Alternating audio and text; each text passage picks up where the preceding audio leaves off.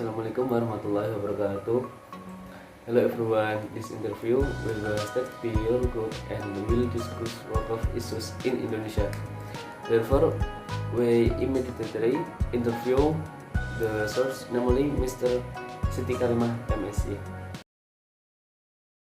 5, 4, 3, 2, 1, close the door. Assalamualaikum warahmatullahi wabarakatuh. Waalaikumsalam warahmatullahi wabarakatuh. Minta waktunya Ibu, saya izin untuk mewawancarai Ibu tentang wakaf. Boleh perkenalan diri dulu. Oke, perkenalkan saya Ibu Siti Kalimah dari Prodi Mazawa UIN Sunan Ampel Surabaya. Indonesia memiliki tanah wakaf yang sangat banyak. Tanah wakaf seharusnya dikelola dengan produktif. Namun masih banyak juga yang belum diproduktifkan Ibu. Apakah keprofesionalan seorang nazir diperlukan dalam mengelola dan mengembangkan tanah wakaf? Kalau masalah produktif, namanya wakaf ya. Wakaf itu kan tujuannya untuk kemaslahatan umat. Ya. Kembalinya kepada Allah Subhanahu wa taala. Harta wakaf itu kan memang sebenarnya untuk kembalinya ke umat. Jadi kalau masalah diproduktifkan itu hanya persentase kecil. Jadi ibaratnya ketika harta wakaf itu sudah diberikan, difungsikan kepada masyarakat, baru nanti sisanya itu diproduktifkan. Kalau masalah diproduktifkan boleh, dan itu memang betul profesionalisme dari nazir itu sangat diperlukan sekali. Harta wakaf pun kan harus didaftarkan pula agar tidak terjadi sengketa di kemudian hari. Jadi kalau menurut saya profesionalisme seorang nazir itu sangat diperlukan, karena harta wakaf itu kan amanah, titipan dari yang membeli dan difungsikan kepada masyarakat secara umum. Jadi memang benar-benar harus dijaga amanah tersebut sesuai dengan fungsinya. Jika diamati, wakaf juga berperan penting di negara muslim lainnya dan membantu permasalahan perekonomian di negaranya.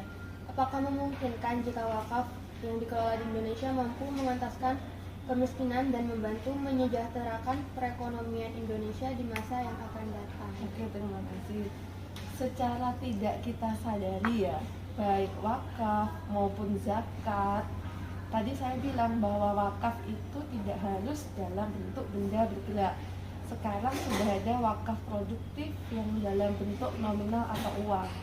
Jadi secara tidak kita sadari, baik wakaf atau zakat sekalipun sebenarnya itu bisa membantu masyarakat secara menyeluruh.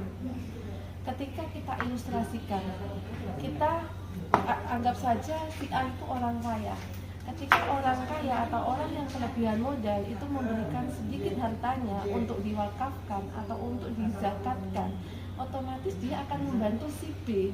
Ketika si B terbantu, aktivitas ekonominya itu akan meningkat. Yang awalnya mungkin dia konsumsi hanya makan nasi sama kerupuk, dia bisa dengan uang tersebut diupayakan untuk usaha atau untuk konsumsi yang lebih baik lagi.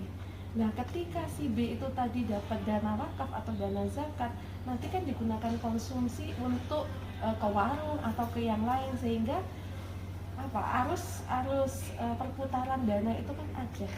Jadi secara kita tidak sadari bahwa dana wakaf, dana zakat itu sangat membantu perekonomian masyarakat dan mensejahterakan masyarakat secara umum. 2 tahun kebelakang ini seluruh dunia terjadi pandemi termasuk Indonesia. Tentu saja telah mengubah pola kehidupan yang ada di masyarakat sekarang.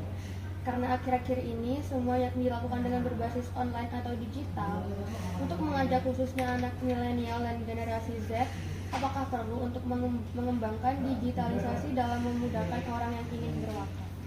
Selain itu, apakah ada fungsi lain dari digitalisasi wakaf tersebut? Oke ya, kalau masalah digitalisasi, karena kita masuknya kan era globalisasi, generasi Anda kan generasi Z ya, dimana generasi yang semuanya melek terhadap teknologi. Apa-apa sekarang teknologi. Bahkan Anda belanja pun itu sudah nggak mau Anda datang secara langsung, karena dengan teknologi itu tinggal pencet aja, semua serba mudah gitu ya. Jadi tidak menutup kemungkinan bahwa semua aktivitas ekonomi ataupun aktivitas berwakaf itu menggunakan digital. Sekarang kita mau bayar listrik sudah digital, bayar apapun sudah digital, zakat bisa digital. Kenapa wakaf tidak dengan digitalisasi? Gitu. Jadi segala sesuatu yang bisa memberikan kemanfaatan yang jauh lebih besar manfaatnya, saya rasa tidak menjadi masalah. Apalagi lihat pangsa pasar kita, siapa yang berwakaf, bidikannya siapa. Jika itu generasi-generasi yang melek terhadap teknologi, saya rasa digital itu menjadi salah satu solusi untuk mengajak atau sosialisasi, edukasi, dan bahkan mengajak dari siapapun yang mau berwakaf. Jadi dengan memudahkan cara tersebut itu akan semakin banyak orang itu yang mau berwakaf dan ikut membantu masyarakat yang tidak mampu. Baik Ibu, terima kasih atas waktunya karena sudah bersedia untuk diwawancara. Oke, sama-sama.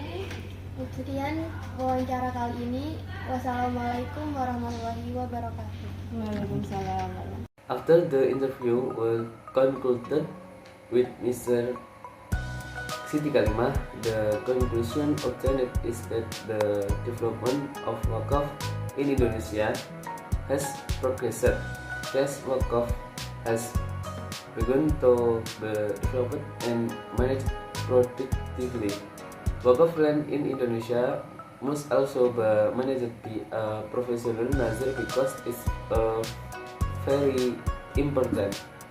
Digitalization of wakaf is also very necessary to make it easier for people who want to make wakaf. That's the interview we did that you for watching this video. Wassalamualaikum warahmatullahi wabarakatuh.